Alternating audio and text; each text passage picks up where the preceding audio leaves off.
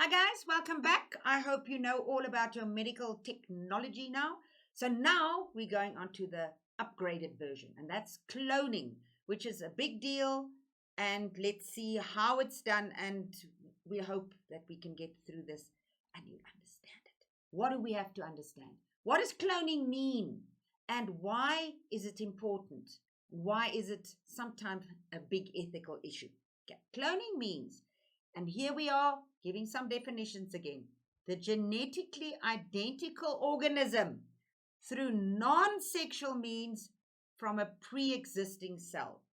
So you are taking a pre existing cell and through non sexual means, which means we are not turning it into a friend by using a male and a female, a father and a mother. We are literally taking this cell and turning it into a whole new organism that looks like the organism where the cell came from. Okay, the cells that you use are somatic cells, which are your body cells, which in the human it would be chromosome cells that you would find in your body that are not in the gametes, and embryotic stem cells. Okay, those are, we discussed last time, cells that are busy differentiating into something else. So you can use embryotic stem cells, which have the necessary DNA recipe in it, and the somatic cells. Those are the cells you find anywhere else in the body. Okay, what type of cloning do we have? You have reproductive cloning. It is to produce identical cells and tissues and organs. So if you are reproductive cloning, you are wanting to make more cells like red blood cells, or you want to make tissues that you can use for, remember, we were discussing burns, or organs. You can even try, I don't know how successful it's been, but you can try and replacing an organ, a bit of a liver, we know that, but people are trying to grow kidneys and hearts and eyes, and it's weird. But that is reproductive, making more. Molecular cloning is you've got identical genes. So you are now cloning the molecules of this particular organism. Just you need that molecule, and you need that molecule for useful for chemical compounds, as we said in the medical technology. So you need to take something that works in something.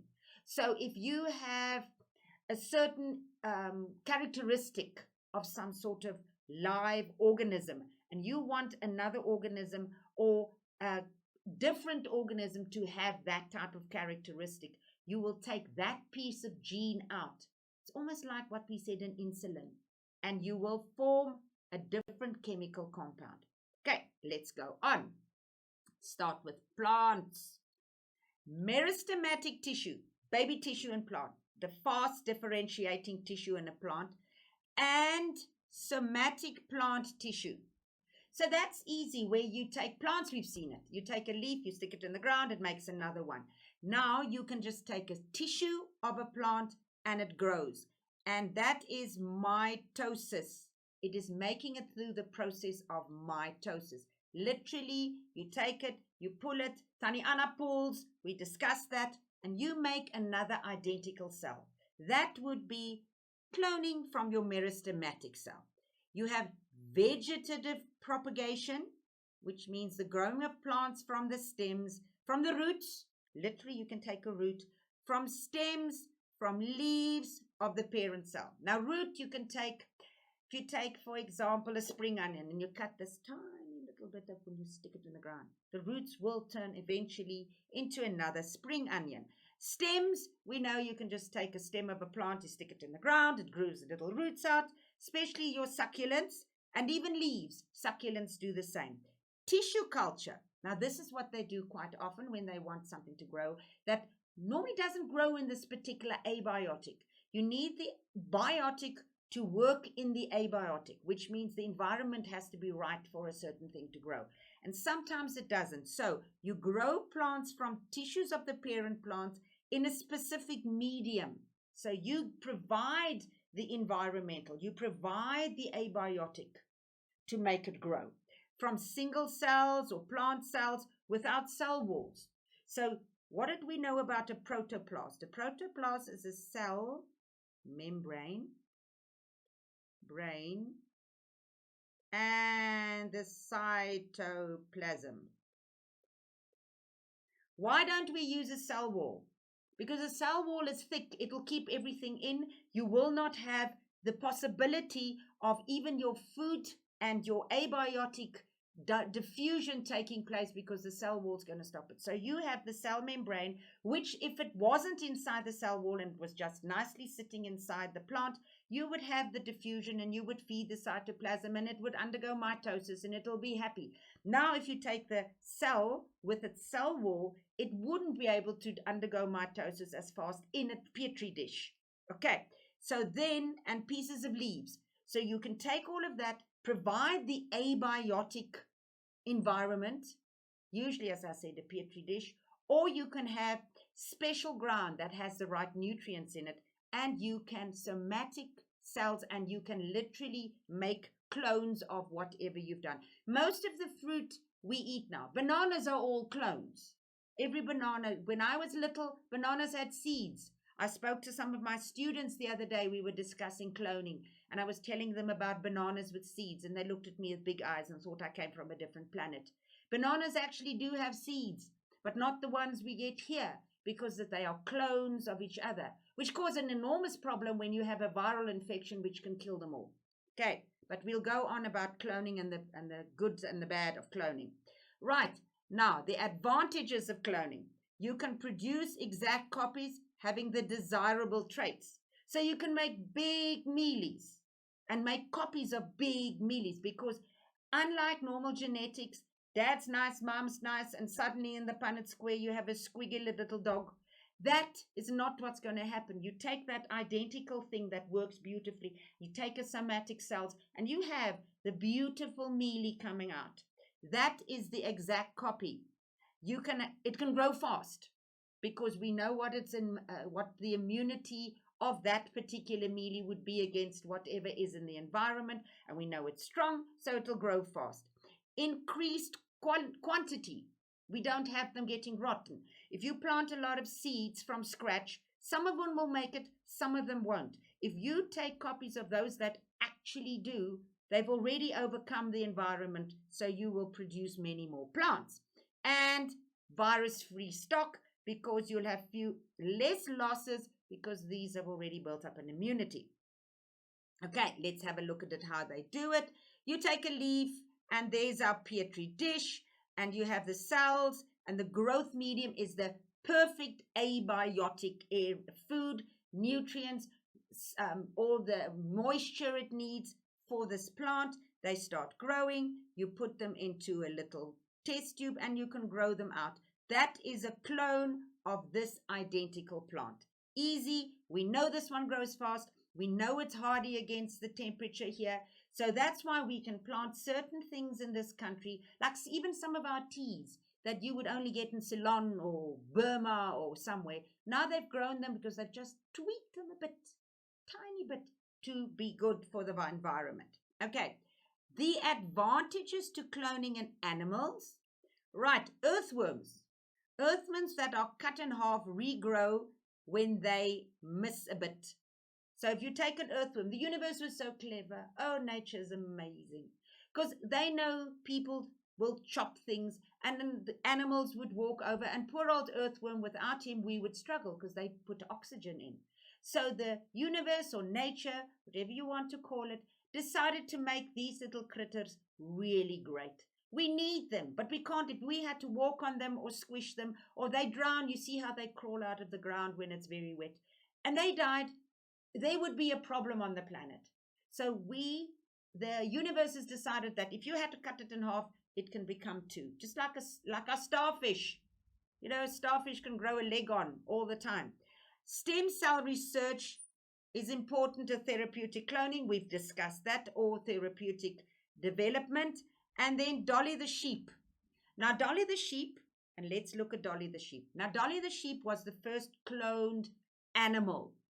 And the first cloned animal, as in an organism that could breathe and reproduce and everything, not plants. Animal that lived. She lived until she was about 4 or 5 years old.